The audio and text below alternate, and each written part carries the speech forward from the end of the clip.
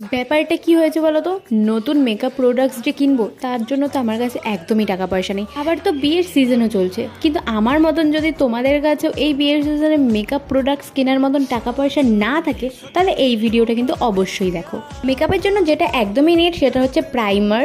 তো তোমরা ইনসাইড কসমেটিক্সের একটা প্রাইমার কিনে নিও, এটা ম্যাক্সিমাম 300-এর মধ্যে তোমরা পেয়ে যাবে। এটা কিন্তু একদমই অয়েল ফ্রি এবং লং লাস্টিং একটা প্রাইমার। এরপর আমি মেবলিনের একটা ফাউন্ডেশন ইউজ করছি, আর এটা নামার শেডের থেকে অনেকটাই লাইট একটা শেড। ঘরে যেই পাউডার আছে সেই পাউডার দিয়ে ফুল ফেসটাকে সেট করে নাও। যখন লিপস্টিক দিয়ে আমার গাল দুটো এত সুন্দর ব্লাশারের মতো লাল লাল হয়ে যাবে, তখন কি ব্লাশার কিনে টাকা খরচ করার কোনো মানে আছে? 80 টাকা দিয়ে ব্লু হ্যাভেনের এই কাজলটা নিয়েছিলাম, আর এটা দিয়ে আজকের আই মেকআপটা ফুল কমপ্লিট করে ফেলেছি। এর থেকে দুটো লিপস্টিক কিনে এনেছিলাম সেলে পাওয়া, সেই লিপস্টিক দিয়ে একটা বড় লোকি লিপস্টিক শেড বানিয়ে ফেলেছি।